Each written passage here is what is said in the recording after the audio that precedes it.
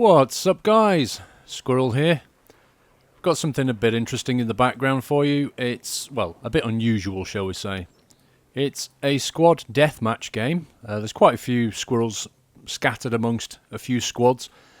I think we're on TeamSpeak, and although the TeamSpeak's not recorded, it was still pretty good fun. It's a pistol-only game.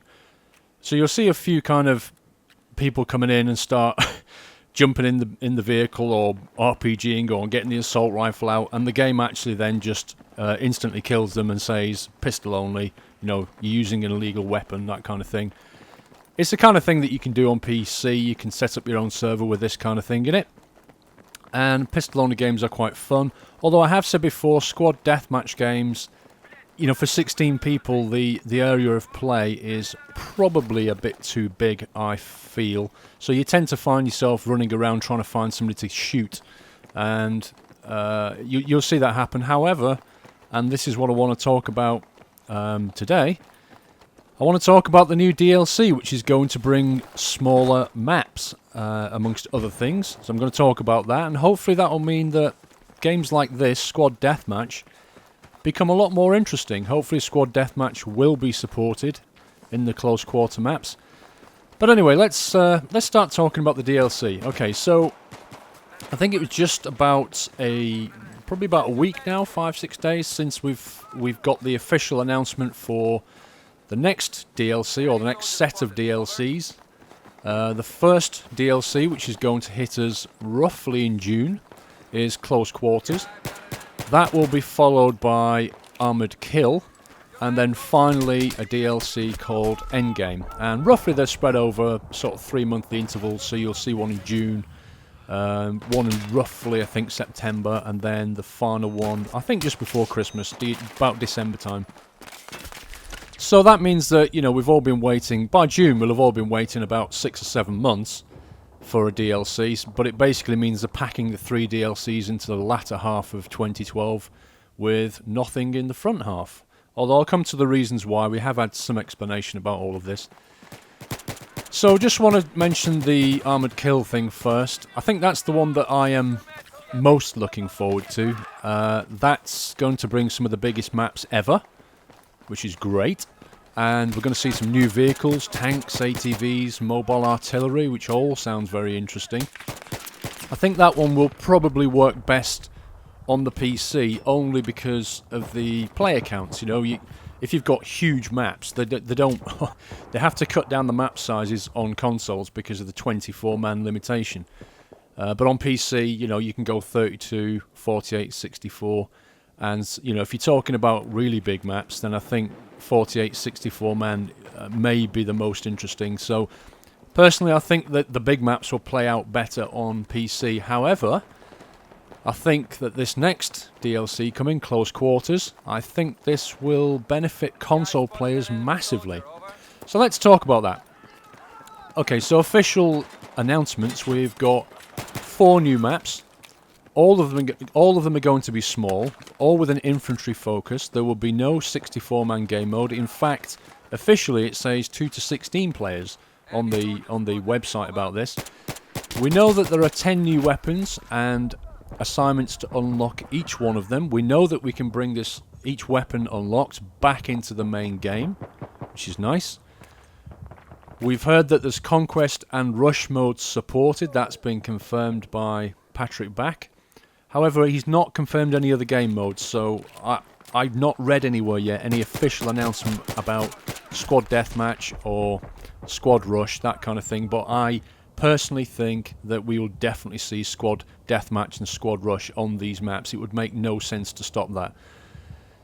The big announcement, of course, certainly in terms of console players, is the rentable servers. Now, this is pretty much a first. I mean, we've certainly not seen this kind of thing before. Within the game menus on the consoles, you'll be able to rent and control your own servers. You'll be able to invite people into them. I would imagine you'll be able to set the game mode and the map rotations and all this kind of thing. That is very exciting for console players. They've never had this kind of thing before. That is pretty unique to Battlefield, and that's awesome. So we're also going to get 5 new dog tags. better game matching. And yeah, with this whole server thing, I think the close quarters maps in particular will benefit consoles, because console players are limited to 24-man servers, and these maps are going to be 2 to 16-man servers. So that falls well within the bracket of what a console player is used to and is allowed to play. Wonderful stuff. Moving on, we've got the new weapons. Now, there's been no official announcement about the new weapons yet. We know we've got 10 weapons, but they've not officially come out. However, people have poured over the footage of the video that's been released, and from what we can see, and the things that have been put together, and rumours and hearsay and all the rest of it, is obviously subject to change. But these are the weapons that I've read will be in the game so far. Firstly, we've got the SPAS 12, available on all classes. This is a semi-automatic shotgun. Certainly if you've played other first-person shooters, notably games like Modern Warfare, you will have come across the SPAS 12. It's pretty much a favourite amongst a lot of shooters. It's a very good gun. Very much looking forward to playing with that one. We've got the ACWR, which is a kind of a close personal defence weapon variant of the ACR. The ACR being more of an assault rifle. This ACWR is geared towards the engineer class. We've got the L86 LSW, that's an LMG, quite a well-known gun, again in first-person shooters, so that's going to be a support class thing. Pretty good gun. We've got the MTAR, or the what's better known as the TAR-21. That's an assault rifle for the assault class. I personally loved that weapon. That was a very big favourite of mine in Modern Warfare 2. Slapped a silencer on that and it was pure kill. It was a great weapon, so I'm looking forward to that. Then we've got the AUG, or the AUG. Technically it's an assault rifle. It has been classified in games like Modern Warfare as an LMG, but it is actually an assault rifle, so we'll probably see that appear on the assault class, I imagine. Then we've got the SCAR L. We've already got the SCAR H on the engineer class. This is a lighter version of that, so you know, pretty certain it's going to be an engineer gun. We've got the M5K, which is a machine pistol, and we've got a new sniper rifle, the M417. I've not heard any other sniper rifle yet, but I expect possibly we'll get 2 or maybe just 1, I'm not sure about that. And then finally we've got the LS80 LMG for the support class. Don't know much about that gun at all, I've never come across that one. So if you know anything about that gun, then please do leave me a comment and let me know.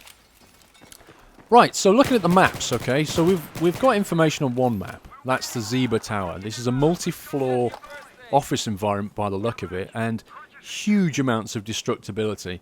In fact, what they call HD destruction. And you'll be able to ruin these maps.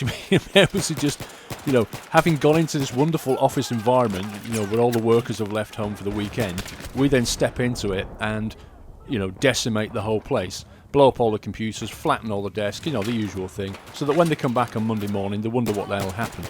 But, you know, what will this, you know, a map, what will it look like after we've been through it? I think it's just going to look a complete war zone. I'm looking forward to seeing footage of the other 3 maps. We've only seen one so far. They're obviously going to drip feed us this stuff as we approach June.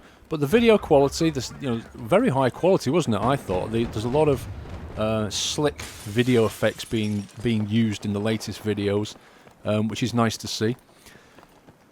Remember as well, of course, that this comes out on the PS3 1 week early, so if we're looking at June, actually I don't know, they said they released June and then PS3 a week early, which could push it back into May, or they're saying PS3 is releasing June and therefore everybody else gets it mid-June. Don't know, I'm not sure about that.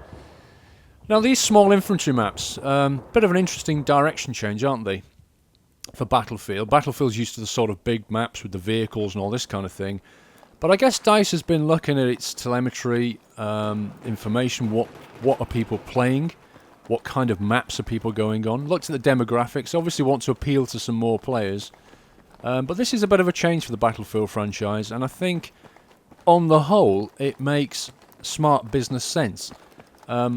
I think Squad Rush and Squad Deathmatch will definitely benefit. I would say that this release, it being close quarters, 2 to 16 players, is going to focus on squads and squad tactics. You know, in the bigger maps you can get split up from your squad, particularly in game modes like that. And I think you know, having looked at all the telemetry, they've decided they want to go for the squad, the small maps, to bring squad play into the fore, and I think that's probably a good thing. I'd imagine Squad Deathmatch will definitely benefit from it, but Squad Rush is going to be awesome. I mean, 2 squads going head-to-head on really tight infantry maps. That's just going to be brilliant. And Squad Deathmatch itself is going to be pretty good fun. You know, 4 squads running around a small multi-floored office. Sounds like great times to me. No vehicle as well, hopefully, I think, from what I've heard. So, you know, it's not going to be the race to the vehicle that Squad Deathmatch usually is. Even for Team Deathmatch, though, 2 to 16 players is going to be a great lot of fun. I just wish they'd allow us to spawn on squad mates in Team Deathmatch. I wish they would allow us to spawn on a squad mate. Currently, it's a random spawn point, which I don't like. Although we have heard about improvements to the spawning system, which are greatly needed, because the randomness of the spawn at the moment in Team Deathmatch can leave you getting shot within a second or two of spawning. You don't know where you are, which way you're facing, and yeah, you just get taken out. It's not fun, that. So this release, I think, will be very strong for console players. The downsides to this pack, mostly around explosives. If this map, if the close quarters maps, if you could tune it down so that you could take explosives out the game, bar maybe grenades. So if you could take out the RPGs, the claymores, the C4, all this, you know, frag rounds, all these kind of things. If you could take this all out and make it pure gunplay with maybe a couple of grenades, I think it would be epic. It would be such an awesome thing to play. It really would be fun, and you could squad up with people and have a really good time. My biggest fear at the moment is the douchebaggery. It's the people who crack out the RPGs as a main weapon, the people who start putting claymores down in front of known spawn points, all of that crap in a small confined map. It's gonna put the pressure in. It's gonna make you rage a bit, isn't it? I can see it coming. I think you will have some awesome games, but when you start coming up against the douchebags of the world, the best thing I've found is to just quit. You know, just quit the game, leave it, go and find a different server where people play a bit more as I'd like to see the game played. But yeah, you can't control that. People do shitty things in all games, so that's the way it is. Yeah, I mean, I just quit games like that. I don't tend to rage. I don't smash my keyboard and throw milk on my face. I just leave. It's the best thing to do, I've found. But, you know, hopefully with all the DLC, the patch will land before DLC, which we know it's in certification right now. And hopefully a lot of balancing will take place, particularly around frags and some of the weapons. But you're not going to stop the RPG Claymore explosive fests, are you? There's no way around that. So my question is, okay, so one question, is why did it take 6 months to get the DLC out? Now, this has been answered by Alan Kurtz, a DICE developer at this week's GDC. He basically said they pushed so hard on BF3 in the run-up to release, people backed up on vacations, parental leave, all of this, which they then wanted to take early 2012. So what he's basically saying is they had a resource problem. They didn't have people. They were all taking leave. And the first 3 months of the year have been knocked out by all of that. That's basically what they're saying, which, okay, I don't like it, but I can take that. I can understand that. I really can. I'm grateful for him to explaining that to me, because otherwise it just looked like commercial suicide. In my video, did DICE drop the ball? They did in a commercial sense, but they've got to look after employees as well, and these guys have obviously been worked hard and need a break, so fair play. Now, are they trying to lure Call of Duty players? That's one of the big questions about close quarters. I've had a think about this. My first thought was yes, they are. However, I've kind of come to a different way of thinking. Given that these are really small maps, and Call of Duty players are used to the kind of map sizes we're going to see in this, so in one sense it looks like they're trying to lure them. But BF3's always kind of prided itself on big, destructible maps, which don't necessarily appeal to a Call of Duty player. They obviously will appeal to some, but for people who just like close kind of team deathmatch firefights, didn't appeal to them. And then if you look at the game modes, though, you start seeing, well, hang on, Call of Duty has a lot more game modes that you can play, you know, search and destroy amongst other things, which are pretty fun game modes, and they're not present in Battlefield at all. So, and Battlefield doesn't appear to be trying to claim that either. So, in another way, they haven't tried to keep up with Call of Duty. Consoles, dedicated and rentable servers, that's unique. You know, you don't get that on Call of Duty. So, on the whole, I thought they were trying to sort of make a play for the Call of Duty people, but I don't think they are. I think all they're really doing is trying to offer something for everybody in Battlefield 3. They're giving us massive destructible maps, they're giving us the stuff in between, and now they're bringing us close quarter infantry gameplay. I think they're trying to appeal to everybody. They're trying to improve the demographic, and that's probably a good thing for Battlefield. It'll mean more people coming in, it'll mean more populated servers. I just hope that the people who come and play Battlefield 3 learn how to play it properly. You know, if there's an objective in the game mode, then play the objective. That's all I really want from people. I can't stand it when they start flying around in vehicles and just pissing about, or not actually capping the objectives, just playing their own kind of lone wolf game style. That's the only thing that gets my goat, really. And if anybody's coming over from Call of Duty, or if any Call of Duty players are watching this video new to my channel, then, you know, all I would say, guys, is just, you know, learn how to play the objective.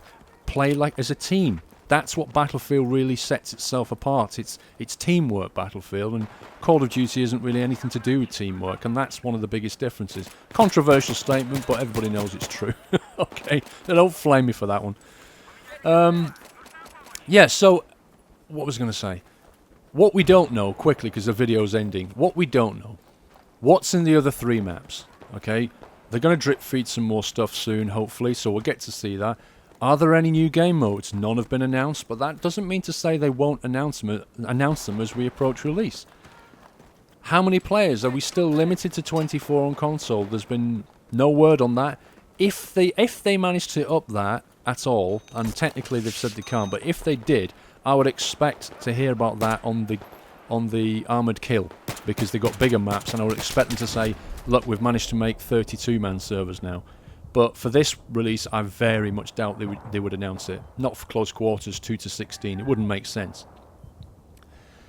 Have they made any improvements to the spawn system? Yes and no. We've heard about some improvements. They're reducing the blackout time when you spawn, and they're giving you a full 2-second window. If you don't move, you can look around, but if you move, you then lose this invulnerability. But it allows you to look around for 2 seconds and be invulnerable.